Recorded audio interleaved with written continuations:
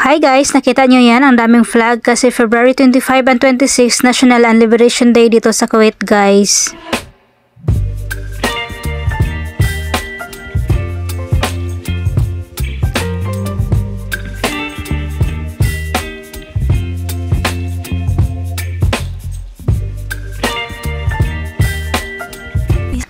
Hi guys, ngayon pupunta kami sa church pero ayan makikita niyo ang daming flag kahit saan kasi sa February 25 and 26 National and Liberation Day dito sa Kuwait. Ganyan sila mag-celebrate dito guys. Ang daming flag kahit saan. Itong building na to sobrang unique ng style niya.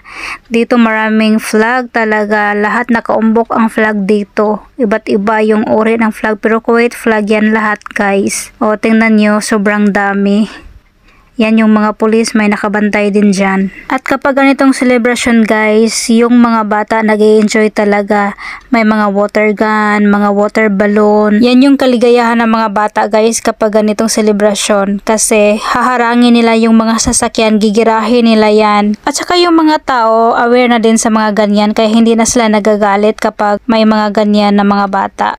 At ayan guys, nandito na kami sa church. Kahit sa church guys, ang daming mga flag, mga dekorasyon. Kasi ganyan talaga sila dito mag-celebrate. At sa gabi, sobrang ganda kasi lahat ng mga light, color ng flag nila guys. Ang dami talaga. At ngayon guys, wala pang katao-tao dito sa church kasi maaga kami pumunta dito. Kasi kapag ganitong celebration guys, sobrang traffic sa kalsada. Kaya maaga kami pumunta dito. Kasi itong amo ko ayaw niya malate kami sa church. Ayaw niya talaga ng ganyan na punta kami sa simbahan tapos malilate kami.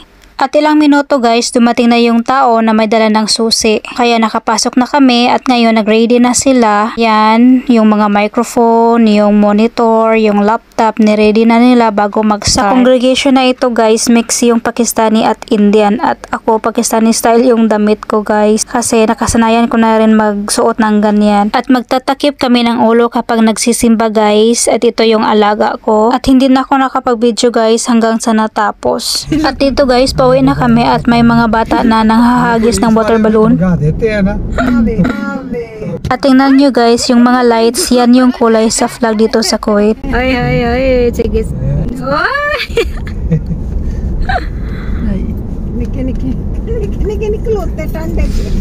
They are throwing water balloon. Even weather is out.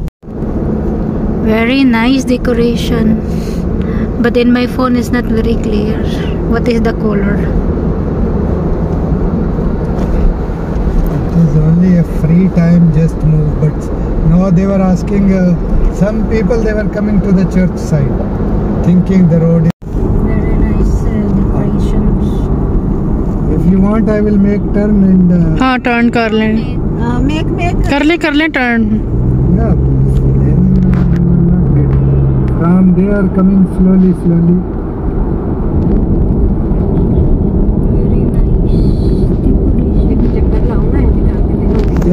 So ayan guys, ganito sila dito kaganda mag-celebrate ng Liberation Day at National Day. Lahat ng building, sa mga kahoy, sa mga bulaklak, kahit saan makikita mo sa mga cake, makikita mo kakulay ng kanilang flag.